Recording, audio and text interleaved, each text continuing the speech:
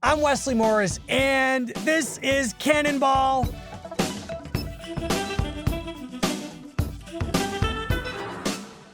Last month, I spent a week eating 2 lunches a day. One, the New York Times cafeteria made. That one was actual food, and it was good. The New York Times culture department made the other one. That one was a list of the 100 greatest movies of the 21st century, voted on by more than 500 actors, writers, producers, directors, costume designers, screenwriters, production people, folks who just make our movies. They voted on that list, and every day for 5 days, the paper released a batch of 20 ranked movies, starting with Superbad at 100 and ending with Parasite hoisting the championship belt. I devoured both the food and the countdown some days at the same time. I did them both. And then the next week, the paper did this crazy thing and released a second poll of more than 200,000 readers. 200,000! That's more people than participate in some elections. So what'd the people do? They put Avengers Endgame at number 100, no surprise. But guess what? The people also crowned Parasite Miss Movie List Pageant Queen. Sashay Shantae Bong Joon-ho, sashay, sashay, sashay. Like a lot of people, I love a countdown. It's a shopping list. It's a suspense novel. It's a reality check. It's a call to arms. This one, well, I'm calling it a lunch. But really, I ate it like I was at a repast because every day, I'd get my new helping of movies and I'd shed a tiny tear thinking about the future. Like, when it's 2050, what on earth are the great movies of the next quarter century gonna look like? That is a great question for today's co-pilot, my friend Eric Hynes. Now he's the director of film curation and programming at the Jacob Burns Film Center about an hour away from New York City in good old Pleasantville, New York. But he and I have been friends since we worked together at Kim's Video 24 years ago. Oh my God. Woo. And we've been talking about how art makes us feel and why these lists matter all this time, because we're not here to bury the movies, contrary to where certain Hollywood studios think we are.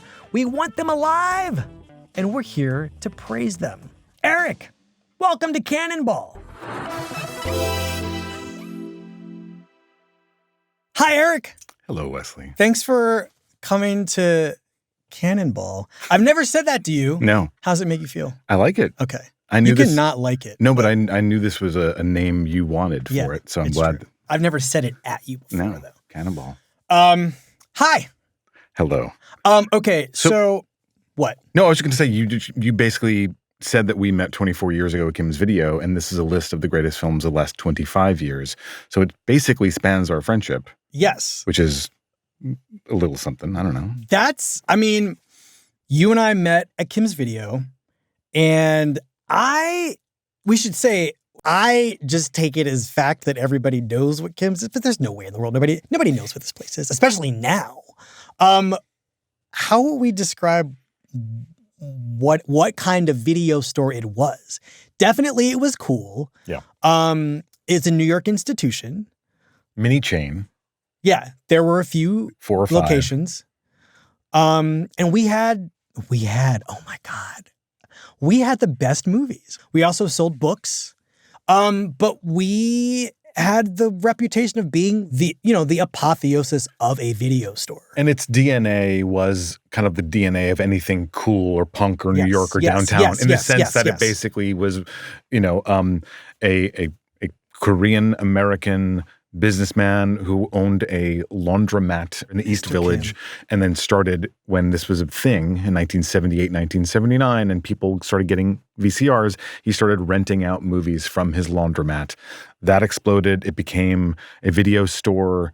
And then he just kind of opened up some others. And they were all very handmade. They were very kind of ramshackle.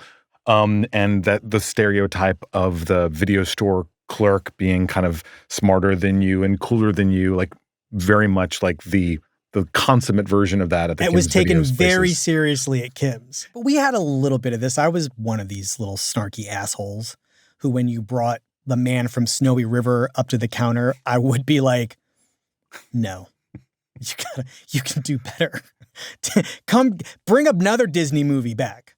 But I also think that what was interesting about that period was you were getting a sense of what people were into, and you could steer tastes. You could help people figure out how to spend an evening. It was a kind of concierge service. Oh, yeah. If people were interested in having us help, which they every day were. Do you remember one of the first conversations that we had at that store? What movie it was about? Was it about Mulholland Drive? Yes! So you remember, I'm not making this up. No.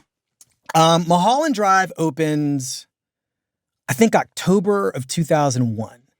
So it's after September 11th. Yep. I had moved to New York that August. Okay. And, you know, I knew it was a thing. It was David Lynch. Of course it was a thing. Yeah. And I go with some friends to see this movie, Mulholland Drive.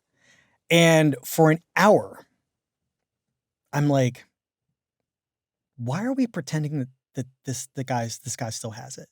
This is very bad. So for me, this is a terrible movie until Naomi Watts, who is giving one of the worst performances I've ever seen, goes to do her screen test for this audition for this bad movie.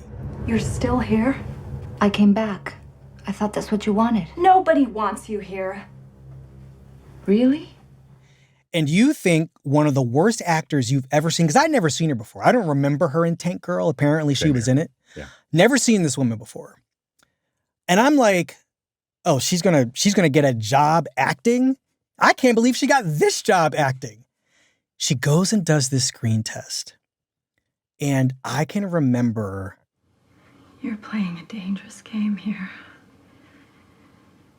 If you're trying to blackmail me, it's not gonna work. I mean, I remember my mind just trying to leave my head with how hot the thing she is doing in that screen test is. Get out before I call my dad. And I'm like, oh, wait a minute. This shitty performance was on purpose? And all this other weird stuff? I just forgot whose movie I was watching. And I came to you having had this movie blow my mind. And I said, Eric, Mulholland Drive. I can't believe it. When did you see it? I think after you. It was a little after you. Was the first hour not working for you? I wouldn't say did not have your reaction of this is bad, but I definitely had a feeling of that being kind of flat, and I couldn't understand the pacing. And then that scene, and then Silencio, and then just mind blown. I just remember having this conversation with you and being like, I think you were the only person at Kim's who had seen it. And I was like, well, in addition to everything else you got going on, I like the way that you're talking to me about this movie. And so I was excited by it. I just found it so thrilling because that experience, like I didn't have the exact same experience, and I don't even remember all the details of my experience, but that feeling of having something turn over on itself. Yes. And then by the end, you're like, this is one of the greatest things I've ever seen in my entire life. And an hour and 15 minutes ago, I was going to leave. I didn't understand what the value of this was at all. Yeah. But, okay, this movie. Yeah. Because what we came here to do is talk about this list. It is number 2 on the New York Times list of the greatest movies of the 21st century. Are you surprised by that? No, I actually thought it was going to be 1. Okay. And to me, it says something, we could get to a lot of things here, about how something that was recognized as being great, it was in a lot of sort of best of the year of that moment, but was contentious to some degree. Not everybody got it. A lot of people thought it was too long, whatever, it was too arty, et cetera. But 24 years later, it is something that you can kind of sit back and recognize as being an extraordinary piece of work. Yes. Sometimes it takes that long for a film to go from a little thing that some people who like art cinema like to the thing that kind of everybody knows is one of the greatest films of the century. What else stood out to you about the list? I mean, so many. I mean, we're going to talk about what's not here. That's how we work. That's how we think. So there's plenty there. But of what is there, there's stuff I'm really happy to see here. I think that the top 10 or so is pretty strong and pretty interesting. I like that there's an animated film in the top 10. Yeah, I'll go through the top 10 real quick. Yeah. Number 10 is Social Network. Aaron Sorkin wrote The Social Network. David Fincher directed The Social Network. Number 9 is Spirited Away, Hayao Miyazaki. Jordan Peele's Get Out is number 8. Number 7 is Eternal Sunshine of the Spotless Mind, directed by Michel Gondry from a screenplay by Charlie Kaufman. No Country for Old Men is number 6, the Coen brothers, adapting Cormac McCarthy. Moonlight, Barry Jenkins, writing with Terrell McCraney. In the Mood for Love, by Wong Kar-wai. There Will Be Blood, Paul Thomas Anderson, adapting Upton Sinclair. Mulholland Drive, David Lynch doing David Lynch. And number 1, I said it already, but Parasite by Bong Joon-ho, writing with 2 other people, I believe, whose names have escaped me. Good for you for bringing in the writers on this. It was a challenge. I think it's important. I think it's important to say that, like, these are, because these movies, maybe not so much Mulholland Drive, right? But these are written movies. Interesting. And I think that the screenwriting for most of these movies are the thing that allows the filmmaking to be as wild and weird and crazy as some of these movies get. That's our top 10. So you see that and you think what? Well, I think there's an animated film in there. That's fantastic. There are 3 non-English language films in the top 10. Yes. That's fantastic. That says, I think, something. Probably says something about the group of people that were polled, but also says something about the significance of international cinema in the 21st century.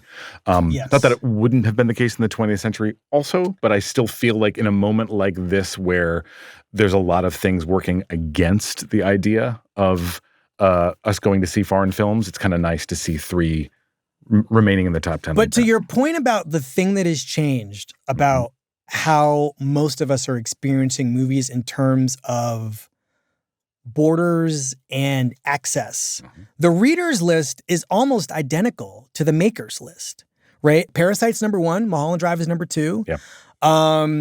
Interstellar and The Dark Knight are in the top 10 here, whereas Get Out and Moonlight are farther down at 18 and 17 on the reader's list.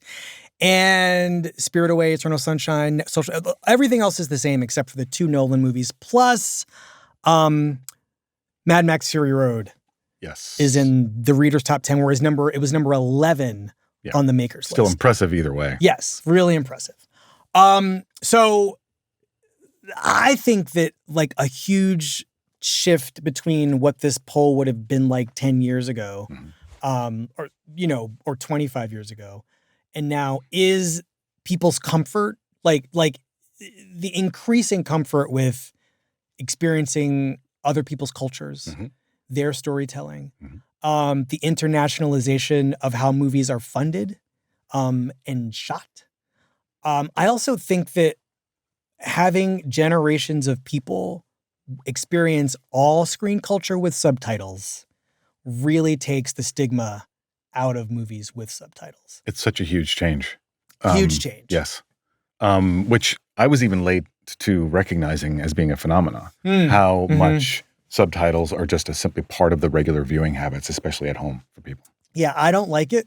I don't either. But I think it matters. I think it really does like open people's appetite up for anything because they're already reading subtitles in languages they already speak.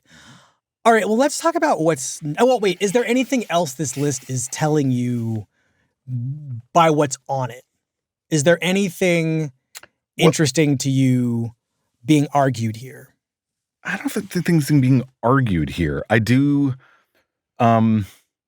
It's interesting, certain names that pop up more than once. Yes, that's a story. And so you've got like the Coen brothers are on here a number of times. The Coen brothers have 4 movies here. Wes Anderson's on here a number of times. He's got 2 movies, yes. That's Royal Tenenbaums and Grand Budapest Hotel, right? Correct. Can I read you the top vote getters? 5 Christopher Nolan movies.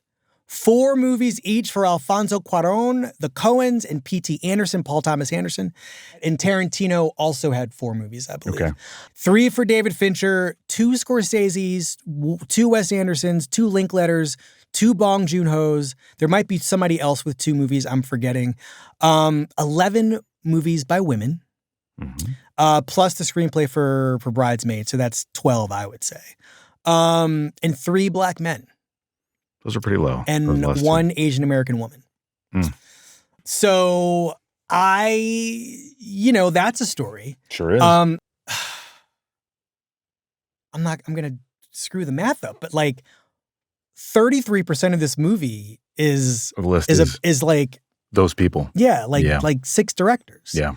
That's really interesting. This is a quarter century defined by a kind of auteur sensibility, plus what I'm going to maybe make you reconsider your lunch by saying, like the sensibility of the Marvel cinematic universe, right? So you've got, which is not that apparent on either list, but, in terms of what the last 25 years have looked like, right? Of course. On the one hand, you've got these men with great visions, and then you've got these companies with IP. And I thought there would be more tension between these two things once you opened it up to 200,000 people. Sure. But that isn't really the case. But do you think that has something to do with like Times readers? It could be, but I don't know that all the readers who participated are subscribers. Probably not. However, I don't know that the Avengers Endgame mega fans were the ones who were sort of voting on this en masse. Sure. Whereas another publication, they might have shown up. Yeah, possible. But with this data set, like 200,000 people, I feel like that's enough of a cross-section to tell you something. Yeah, right? totally. Absolutely, yeah. What else? No Michael Mann? No Michael Mann. No Park Chan-wook. Yeah. No Apichatpong. No Apichatpong. Apichatpong were ethical. Claire Denis. No Claire Denis. I had to think about that. Who else? Well, I'm going to take this. No Mike Lee. Mike Lee, yeah. No Spike Lee. No Spike Lee. One Ang Lee. Well, I'm going to take this moment to say there's only 3 documentaries on this list. Yes. Gleaners and I. Yes. Grizzly Man and The Act of Killing, which I gotta say, I can't believe The Act of Killing is on this list. Well, I mean, it is actually. I am surprised. I'm happily surprised. I have actually talked to a lot of narrative filmmakers in particular over the years, and that film comes up a lot. It was seen by a lot of people, and it still gets watched by a lot of people within the industry. So I actually wasn't that surprised because I've heard it come up a lot. Okay. I really would love to hear you talk about The Act of Killing. Joshua Oppenheimer movie came out in 2012. I think it is a real achievement of humanity despite everything it's about. Yeah. Right? Hearing a story of these Indonesian gangsters who essentially wound up in a military coup, killing, starting in 1965 and going on for decades, killing millions of Indonesians on the grounds of their being communists when really they just opposed the militarization of their country. And this filmmaker, Joshua Oppenheimer, essentially asks these people, these men who killed these people, since they're running around town bragging to them about all the people they've killed, what would it mean for you guys to maybe reenact some of those killings for yourselves? I think, and you can argue with me here, thinking that there was a possibility that this psychodrama that he was witnessing with his camera would somehow result in some sort of changing of mind or traumatic response. Whereas I think the inability to recognize that they are psychopathic murderers is the trauma response. The compartmentalization is the trauma. I think that's entirely true. I mean, it is a wild film. It's basically from the point of view of perpetrators telling their own story with a certain degree of awareness of like, maybe this isn't a great thing to tell. Maybe this is not something you should admit to.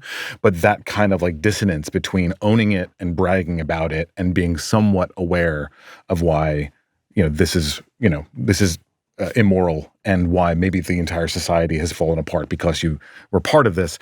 But also I feel like in some ways like the film, like one of the films of the century in terms of kind of defining how we make sense of humanity in sort of modern times, in the sense of like this being the sense of impunity. You know, it's the word that comes up a lot with that film. If you feel like there's no consequences for your behavior, what happens? And this is what happens. Movie stars. Yeah. Very good list for certain of them. Yeah. Brad Pitt. Mm-hmm. DiCaprio. Those are the stars who appear the most. Okay. What's the tally? I know you got the stats. 3 Brad Pitts, 4 DiCaprios. 1, they're in the same movie, Once Upon a Time in Hollywood. Mm-hmm. But not a big, there are stars on the list, but I find it interesting that those would be the 2 stars of the decade, or this part of the decade. They're also the stars of the last decade. Oh, exactly. Yeah. They're 90 stars that are now the biggest now. I mean, I feel like that probably speaks to the star machine is different now than it was, or it's not as strong. It's not as relevant. I think Hollywood definitely moved away from depending on the star machine. Like, right. So if the studio becomes the star and if the brand is the star, you don't really have to have, a leading man carry the day and get paid $50 million to do the project. And that was how Hollywood sort of reformed things. So it kind of makes sense that the ones who are the biggest stars are the ones who were the biggest stars. Tom Cruise is in there, obviously, too. Yeah, once in Minority Report. Weird. But I think, to your point, these 2 people, Brad Pitt and Leonardo DiCaprio, are 2 people who never went near a superhero movie, right? Like, they managed to keep their superhero-ness, the mystique of it, intact for themselves without commingling it with, Marvel's superheroes. And I feel like that is telling to me, either because the people who go in there never come out the same. I can't think of, there are very few people who come out of that superhero movie experience unscathed in terms of the choices they make on the other side. Or how we receive them, right? Does it mean anything to you that it's these 2 guys, Brad Pitt and DiCaprio? Well, I think it helps that they're actors who have been associated, who've kind of like been barnacles on the side of certain big male ships, like Tarantino. Yes. Scorsese and DiCaprio's case. Yeah, exactly. And Nolan, of course. I think that's the big factor here is, yes, they are 90 stars that have hung around and, through this era, they've kind of withstood the kind of pressure against the studios to sort of build up new stars that are going to be too expensive for them. But also, I think it's the filmmakers themselves that they've associated with. And those alliances are still paying off. They're still collaborating. What about female stars? Any trends on here? Are there any repeat customers? No? Sandra Bullock is in Gravity, which is at the bottom of the list. Julia Roberts is in Ocean's 12. There are some things, Cate Blanchett in Tar. These are the things that are coming to mind. There are women in these movies, obviously. But these are not, Bridesmaids might be the biggest movie on the list that is entirely about women, that isn't a love story between a woman and a man. Right. Mulholland Drive, obviously, is its own beast. Yeah. But there's no Julia Roberts or Sandra Bullock equivalent of anything Brad Pitt. Well, you'd expect if there would be one, it would be Scarlett Johansson. And I think she's here a few times in supporting. Yeah, she's here. She's on the list in Under the Skin and Lost in Translation. At least. Definitely those 2. Also Her. And Her, yes. Her voice is there. Yeah, so that would be the one I would expect from the century. But I guess even that, not so much. Right. Also, I would include Frances Ha on our list of our women's list, right? Greta Gerwig wrote that, stars in it.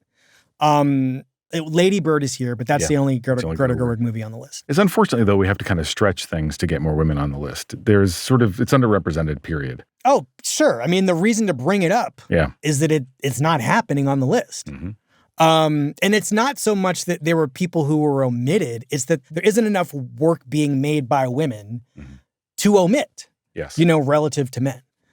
Especially if you're going to, we talked about how it's great that there's representation of international cinema, but if there was even more representation of international cinema, there probably would be a few more women here. And if there were more documentary representation here, there would also be a few more women. So it's kind of like triangulation of keeping certain names off this. There's a lot of overlap. But just staying in our little movie star conversation for a second, Tom Cruise is part of one of my favorite star filmmaker alliances. It's represented one time on this list. It only happened twice.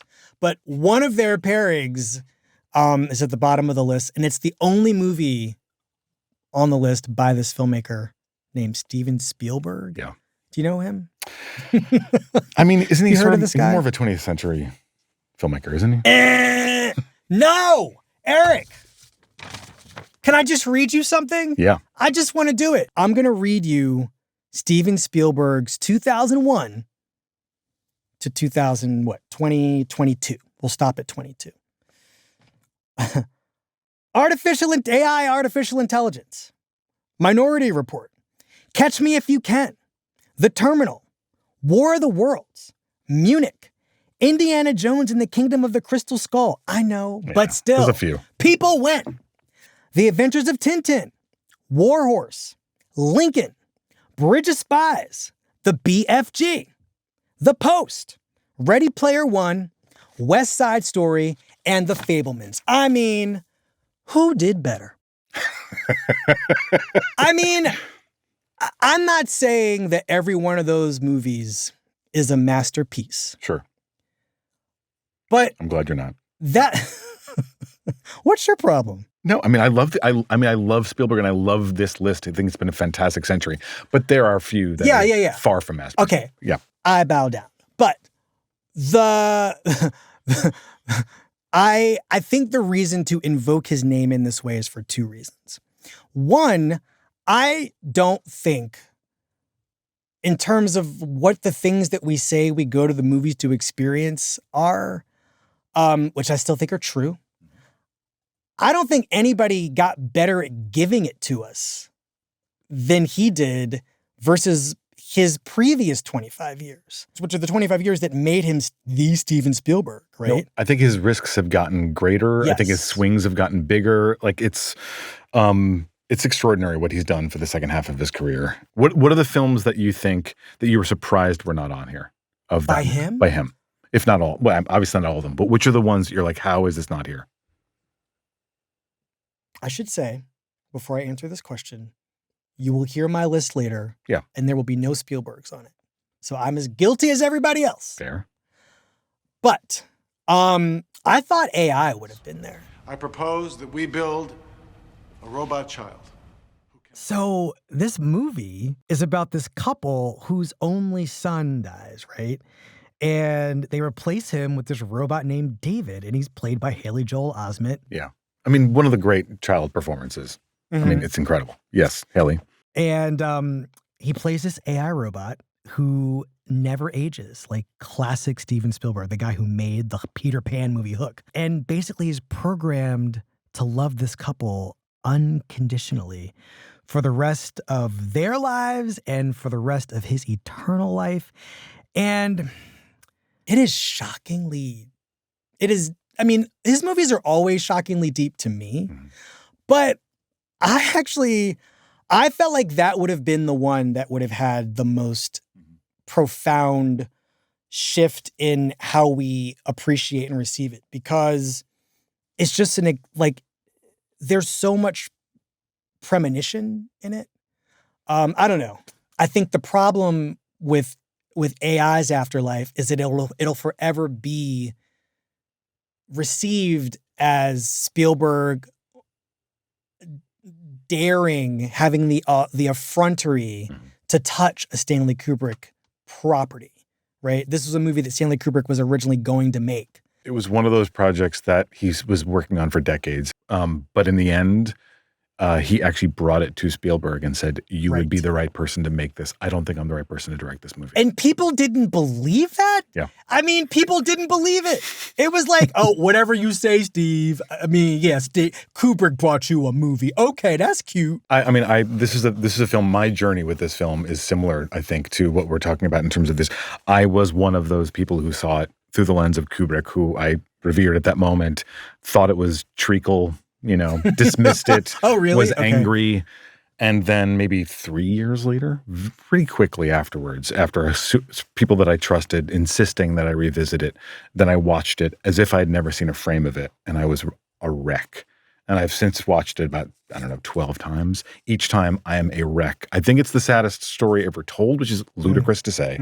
And it has to be Spielberg telling the story. It has to be because him. it is a fairy tale. It is told in the form of a fairy tale. And so you have to actually plausibly pull off the tone of a fairy tale. You cannot critique the fairy tale. It's not a satire. It cannot be cutting against it. It has to be fully embodying a fairy tale. But then also the content of it and where it actually goes and what it means is so profoundly sad. Yes. This is so much a movie about being the child of a mother. And he's famously tends to tell stories about fatherhood and sons.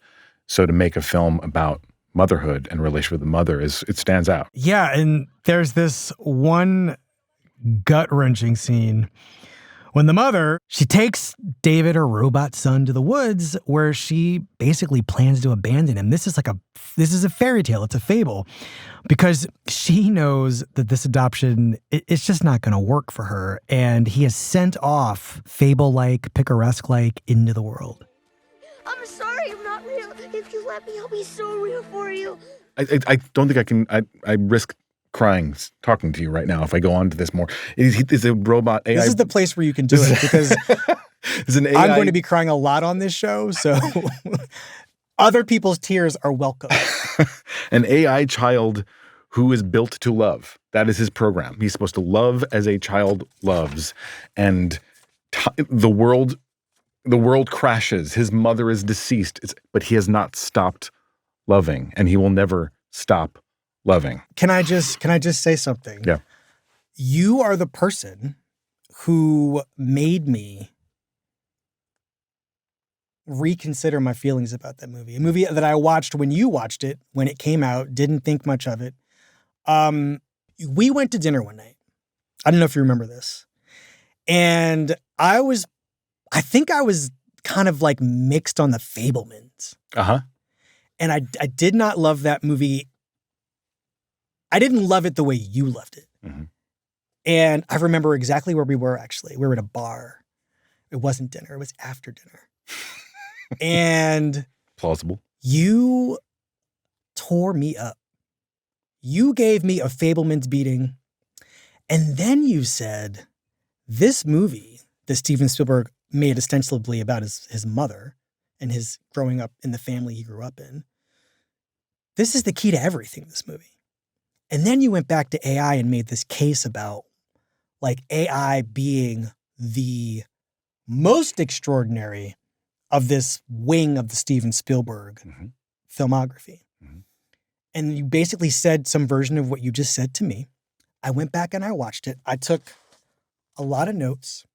It sent me on a Steven Spielberg. I'll show it to you where you can see it with your own two eyes. Yeah. This is my AI. 22 years of Steven Spielberg. I went back and watched all of those movies that I just read. And AI is just, for one thing, there is the passage when Haley Joel Osment, he winds up going to this carnival where he meets the Jude Law character, whose the character's name escapes me. You will know what this guy's name is. Oh, geez, no, now you're embarrassing me. It's the Flesh Fair, which is the carnival. Where basically AI, these AI creatures are essentially tortured, abused, for fun, for sport, for entertainment. Right. It's kind of like a Mad Max movie, but with non-human people. But in Spielberg's world, obviously, they're the most human people. And these discarded robots being slaughtered, and all you're thinking is, you're feeling for them. Okay, now I'm going to cry. Because one of the robots is has Chris Rock's voice. Did you kind of shoot me over the propeller thing? Yeah, I don't need to go through it. I was considering it, but I changed my mind. Gentlemen, start your engine! And at some point, they take this Chris Rock character and they put him in a cannon, right? They're about to I think they're about to basically blow him up. Basically, they're going to lynch this black character, this black sounding character. 3, 2, 1.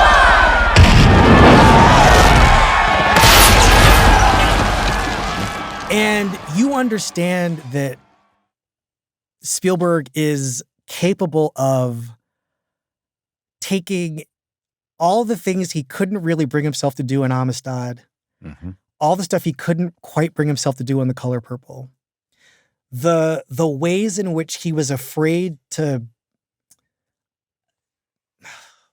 I think he finds cruelty fascinating.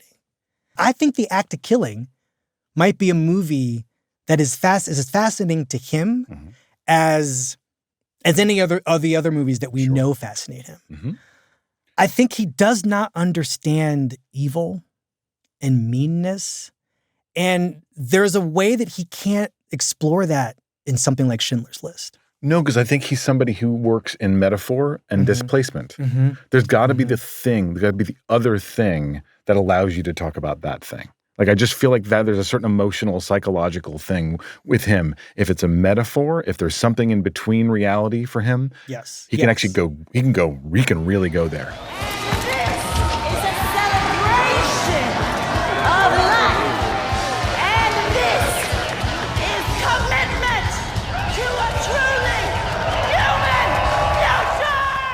I think it is such a plausible deniability zone for him. Yeah. He's but it's a metaphor. Don't come at me. Don't come at me. That's why E.T. is as good as it gets, and Amistad, which is very similar to E.T. as a narrative, is a problem. Not on the list. But I feel like he is present on this list, even though he's only on the list one time. Because those movies are made by his children, who are all over this list. Right? Yeah. I mean, Bong Joon-ho, Christopher Nolan, Denis Villeneuve. I'm talking about both lists now. Cuarón. I mean, Jordan Peele. I feel like he has reared a generation of filmmakers. And these are the people who are just coming to mind right now. Yeah. But can we think through what the properties are that do make the people who are ostensibly his progeny? I'm saying this, you don't even have to agree. Okay. But I feel like he is present on this list, even though he's only on the list one time. On both these lists. And I think, not to sort of lump them in just because of the same generation, but I think Scorsese also. You can't, there's so many of these Tarantino is all, it all comes from Scorsese. But I feel like Scorsese has been sufficiently accoladed, saluted during this part of his career, the 21st century part of his career. I feel like Spielberg, less so. Do you buy the idea of someone like Bong Joon-ho being one of these descendants? Sure, absolutely. Okay. I think he would say the same thing. But that means, by extension, that the number one movie on this list is operating in what felt to me the first time I saw it as functioning within some sort of Spielberg schema, right? I mean, we're talking about Parasite. It's basically a family movie. It's a duplex family movie. There's a poor South Korean family that brilliantly connives and schemes its way into jobs working as servants and helpers for this richer family with a very nice house. And this is a much darker movie than Spielberg would make, in terms of the explicitness of the darkness. This is an allegory. There are no metaphors, right? There's nothing. Bong Joon-ho is not hiding behind anything here. Are you surprised that it's first? I'm not super surprised. I thought it would be towards the top. I'm glad that it's here. I mean, it's not my choice. It's not in my top 10, but at the same time, the fact that the number one film of the century for a poll is a non-English language, class war, uncategorizable thriller. Like, that's fantastic. That's great. Like, nothing wrong with this. Nothing not great about it. Nothing not great about it winning all those Academy Awards either. So no complaints here. And I think that it's a film that I do think that it's a film that a lot of people see themselves in, and maybe they're surprised that they do. Yeah. You don't expect to see this Korean film as being like a lens unto your own family, or lens unto your own sense of self in the world, your own sense of possession and domestic life, etc. Like, it's a film that I think that really takes people by surprise about how much it ultimately is about them. It is, the toxicity of American values that kind of affects the rich family, like the American mythos that is helping oppress South Korean people. I think people in every other country of the world, including ours, can recognize, even in these, like, just having, stereotypical Native American headdresses, right, during the climactic bloodbath, right? I mean, we love a bloodbath. We're very familiar with bloodbaths. But this is a bloodbath with stakes. It's a bloodbath about something.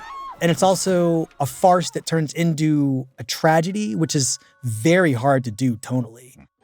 But the farce and the tragedy are about people and their lives as being lived at this very second. There's a universality in this movie's completely idiosyncratic craziness. I had one question. We should move on, but I had one question. Is there anything on this list that you cannot believe is on the list? Either because, like, how did this make it, or how, how did this make it? One way or the other. Oh, man. I'm going to hold the list in my hands. We printed it out. And there's nothing here. No movies I hate. There are a lot of directors I don't enjoy, but I don't think the movies don't make sense to me, or I wish they weren't here. There are a lot of things, obviously, I wish. Yeah, I don't know. This just all makes sense to me. What about you? I did not expect among makers that there would still be love for Amelie. Ooh. Oh my God. Yes. Why is it? But yes. I thought within a year or two, we had sort of moved on from Amelie. The fact that it's here shocks me. People still have the haircut, Eric. People still want to be her. And every 3 years, there's some generation of person that's like, nobody told me. How come nobody? It's never how come nobody told me about, like, Bamboozled. It's never how come nobody told me about the entire career of Agnes Varda. It's like, how come they told me about Amelie? There's a whole lookbook. Nobody told me. Yeah, get out of here, Amelie. I don't know. Sorry, buddy. So, Eric, you've got 10 movies that encapsulate this 21st century of ours. This portion, this quadrant of this 21st century of ours that we have already lived. Hit me. Go from 10 to 1. So I've adjusted this a little bit between a couple days ago and now, because I think it's worth taking a moment and saying these are what we think are the greatest films of the 21st century.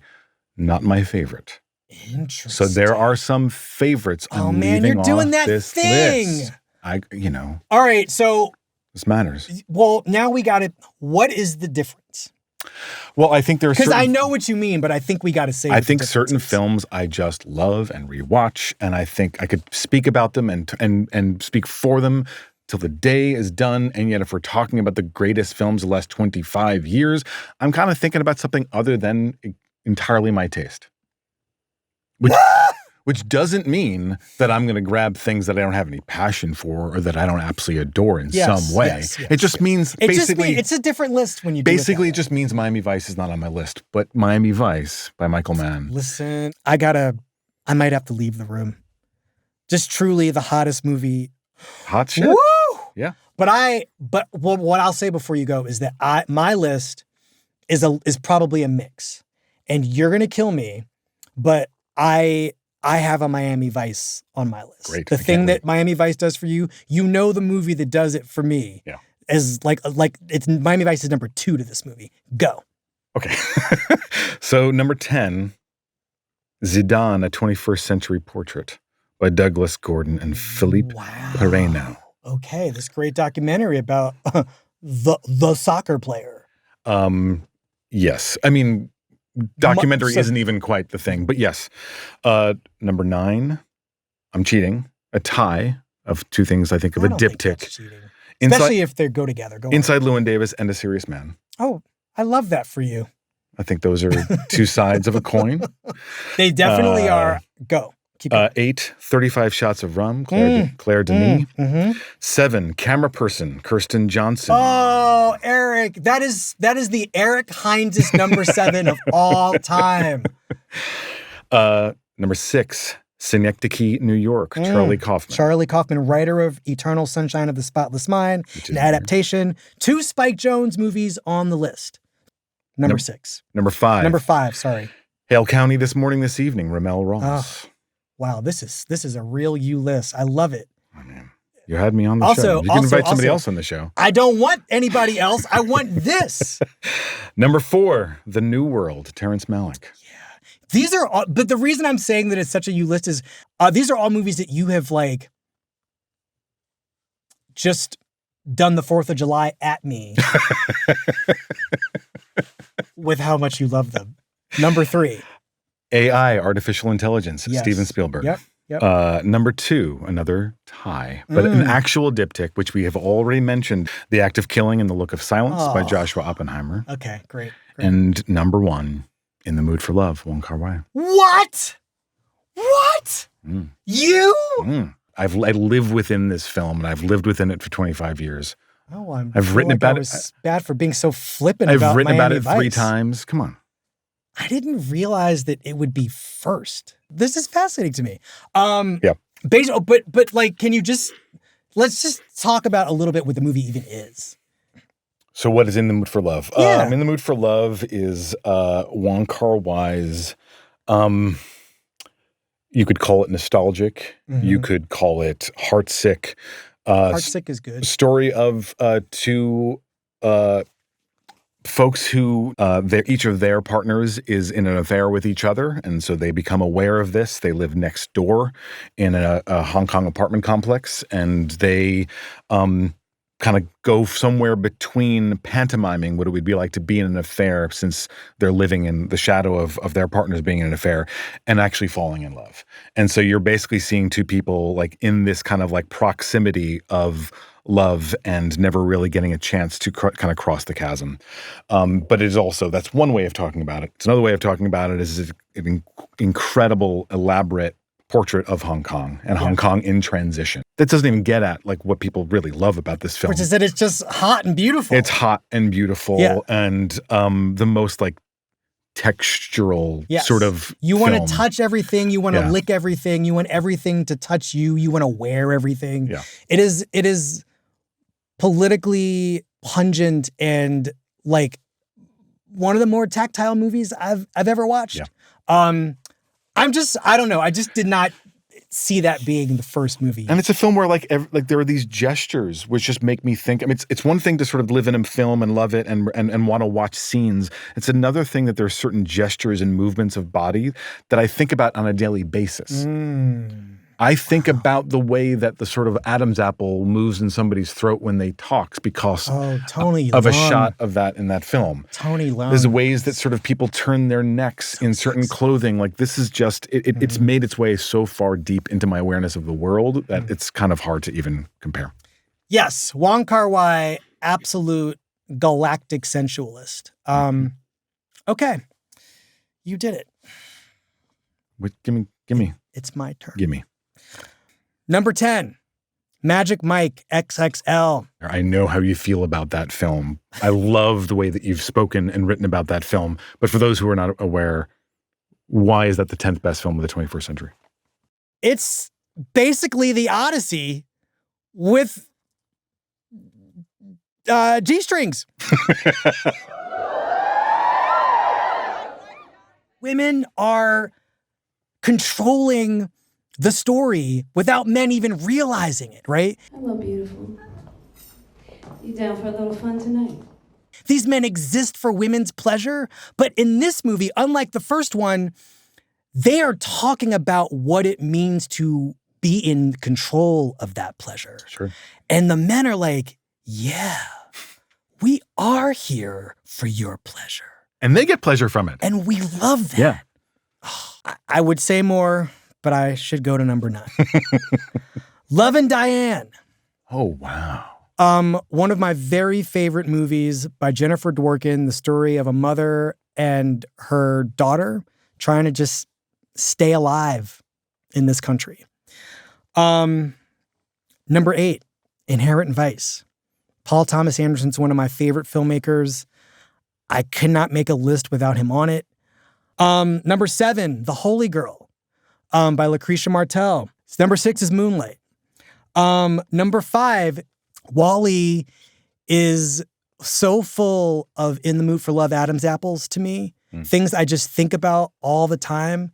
Things that are both, the movie is insanely romantic, but incredibly realist in its pessimism about us being trusted to be stewards of ourselves. Mm-hmm. It is just an astonishing, beautiful movie about cataclysm that we are making right now as we sit in this room and talk. And it's wild how in such a short span of time, certain things that it was prescient about, they're already happening. Like it's already happening. It seemed mean. Yeah. In 2008, but now it's beyond the truth. Mm-hmm. It isn't mean enough. Yeah. Number 4, OJ Made in America. Made by a person who I know very well, but it doesn't matter because it's just one of the great movies, period. A movie so good it changed the Academy Awards qualifications for what a documentary is when it can be entered into for consideration for the award. It broke the machine. Yes. I will note that's on the readers poll and not on makers poll. Thank you, 200,000 readers, for knowing what's up. Number 3, The Piano Teacher. No Michael Haneke on this list after Amour. That's true. Kind of surprised, but he's really not for everybody, which means he's also kind of not for most people. Piano Teacher, one of the most profound viewing experience I've ever had. I actually had to leave the theater to go to sit on the bathroom floor because I thought I was going to faint. And then returned and watched the movie because it was so good. I don't remember you telling me this. But yeah, this is a Michael Haneke movie with Isabelle Huppert giving, I think, the greatest performance of this quarter of the 21st century. I mean, definitely top 3. Mm-hmm. As a woman who's obsessed with a man who proceeds to just break her soul. And then she basically fights to get it back. I don't know. That seems like a very loose encapsulation of what this movie is. Number 2, Mad Max Fury Road. One of the great movie-going experiences of my life. If I talk about it, I will cry. Wait, so make you cry? Yeah. Why? I think this might be one of the greatest movies about living under a patriarchy ever made. And I don't use a term like patriarchy loosely at all. I don't really use it at all. I love a movie, and Mulholland Drive is one of these movies. WALL-E is one of these movies. There Will Be Blood is one of these movies where essentially the filmmaker flips the record over and you get a new record. You get it like another side. There's side 2. And side 2 is very different from side 1. But they're corresponding to each other. Mad Max Fury Road, it was one of the greatest movie-going experiences of my life, in part because I didn't know what I was watching. The visual chaos, the mayhem, everything that's famous about it. But there was something about, oh my God, it's happening right now. There's something about the moment where they get to the desert. They're finished. It's over. They're done. Furiosa, lady, you did it. You won. You have found these women. They're going to protect you and take care of you if memory is serving. But she decides, fuck this shit. We're going back. We go back? Back? Yeah. I thought you weren't insane anymore. What are they saying? He wants to go back from where they came. Sit it down. And the whole movie where they almost died trying to get where they got. They have to reverse, and George Miller plays the movie backwards. They have to make the same movie to go back. It is just, oh my God, it's fucking happening. I can't explain it. Like, it is just such, I don't know what in my soul that movie has access to. I don't know what happened to me that makes that. I think I'm the child of a single mother. Mm-hmm. I am the child of a person who would have done anything to protect me. Mm-hmm. And this movie is all about women protecting women. Yeah. And women protecting women at all costs. Even if some of them die along the way, like, to put a stake in the heart of this evil, it is worth it. It is worth it.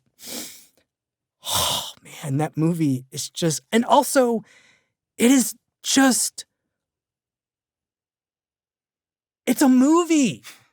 It just works. You could turn the sound off on that movie. You should not, because that is some real sound mixing and editing right there.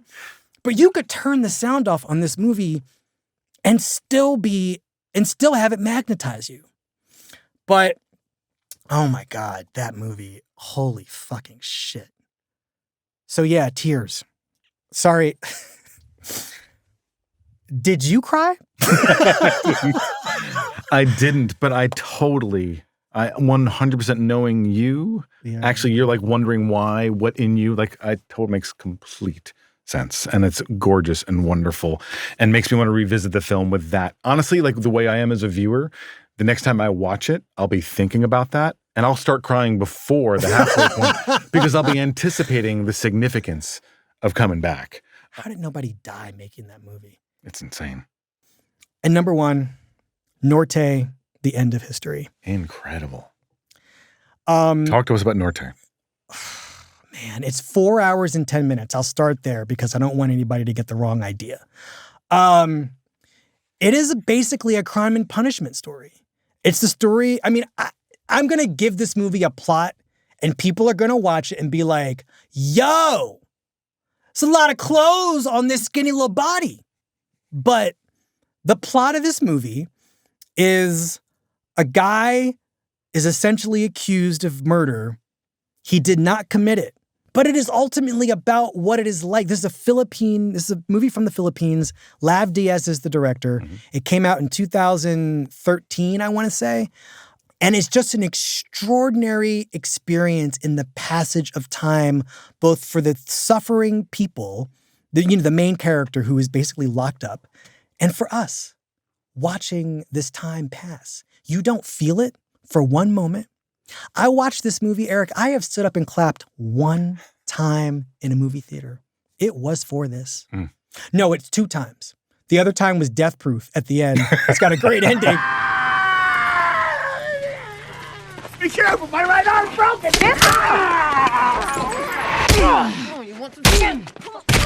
Tarantino did it. That's my Tarantino. But that's my Tarantino. That's my Tarantino. I love your list. Can I tell you like what I'm thinking as I go in making these lists? Yeah.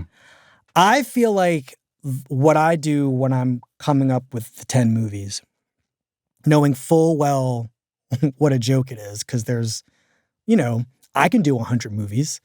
I kind of want them to all have different textures. Mm. I kind of want them to be about different things. And I want them to be singular unto themselves, but also kind of somehow workable with each other, right? Like Magic Mike has nothing to do with OJ Made in America. And Norte, The End of History, has nothing to do with like Inherent Vice. And yet they feel right as a little movie family. I like that. And I just want them to all be doing a different thing. It's like a little movie album to me.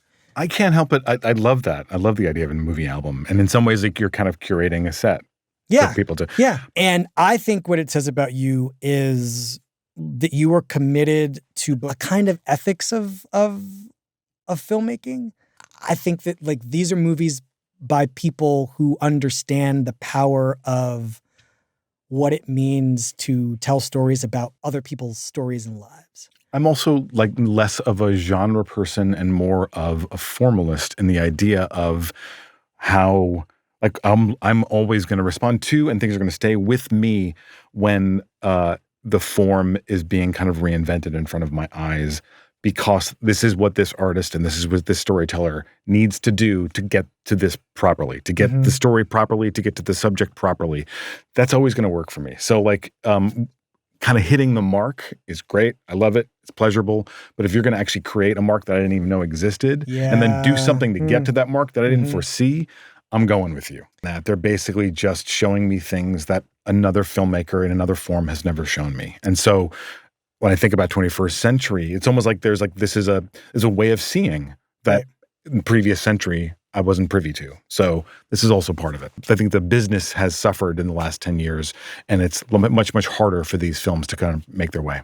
I think that the artists are still out there, the audiences are actually still out there, but there's no business to support it at this moment. I mean, what you're saying is reminding me of the thing that I actually find kind of heartening about the list, right? You got 200,000 plus people taking the time to think through the movies that mean the most to them, the truly absolute greatest movies of the last 25 years, saying, we want complexity, we want character, we're here for the darkness, we're here for the joy. We are here for 3 hours, we're here for 2 hours, we're here for weirdness, we're here for incoherence, we're here for vibes. We're here for vision.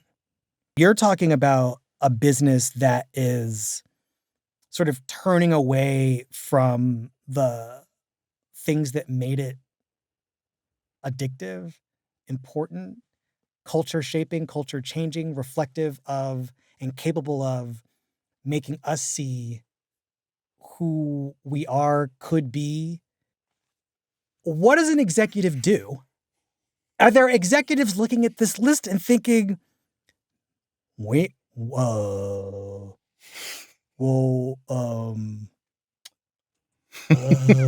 same executives who were seeing Sinners do what it did this season and go, being mad at Ryan Coogler for doing it. Shit. Man, why are you doing that? You're making us look bad. That's what they do. I mean, I'm not surprised at all. All the things you said about what these lists say are what I mean, I've worked in exhibition for the last 10 years. I was a critic before that, but the last 10 years I've been working with basically very good, very important critic, I would say. Showing films to audiences. No comment. Whatever. But I appreciate it. Thank you. But showing films to audiences and seeing audiences with an appetite for complexity, for darkness, for difference, for being challenged. And I think the idea that the audience wants to be challenged, the audience wants to be taken somewhere they don't expect, I think is a truism, and I think has not changed. It's just not, it's not easy business. You know, it's a riskier thing to do because you're going to strike out. You know, and you know the 60s and 70s were filthy with films with like lots of strikeouts by really prominent people, really talented people, but they had the opportunity to strike out. That's not really the case anymore. Listen, I am holding this list of 100 movies. Somebody greenlit these MFs. Yep. I mean, they're not all studio movies, thank God. Yeah. But it is proof that our popular entertainment can also mean as much as our unpopular entertainment. Yep. Studio executives, you got to do better. This list is really, I called it a call to arms. I didn't really know what I meant when I wrote that and said it. Talking to you, Eric, I know now. Like, I'm not saying we got to storm anything, but both these lists to me are proof of a need, a hunger, a willingness to be taken somewhere new. Like, that's all the success of Sinners. That's the only lesson anybody should learn from this movie. Just throw a curveball. Stop sending it straight over the plate. Just, I don't know, change your finger position just a little bit. You can also be specific and have mass audience come with you. Yeah. You can actually make it from a perspective that is not obviously universal, and the universal audience will actually go with it. This is what the magic of cinema is. This is the magic of storytelling, is that you can do that. You don't have to make a 4-quadrant picture that takes in what your perception of the every person out there is. You can make something specific that everyone will respond to. Okay, we got to go, but I love lists. Look what they do. They just bring all this crazy stuff out. They bring out a lot of feelings. I mean, this is what you and I have been doing. This right here, you know, normally the way this goes is we go to dinner. Then afterwards we have this conversation over a beer. I did not feed you. I did not get you a beer. I'll do that right now. But I also am thinking as we go, like, you and I met in a video store. I don't know how we would be friends today, but it also occurs to me that we're basically doing our video store work right now. Yeah. And in the store, this was the employee pick. This was the shelf where it would be Wesley's employee picks, and there'd be 10 titles on there that you'd be recommending. This is my long list. This is my long list of my top 10. This is as close as you're going to get to employee picks now, at least about movies. All right, Eric. Thanks for coming. Thank you, Wesley. I really appreciate it. It was a blast. Really, I love you. Love you too. Yo! It's Wesley again. You watched another episode of Cannonball. I'm just here to say, why don't you try like, sharing, and subscribing? Thanks.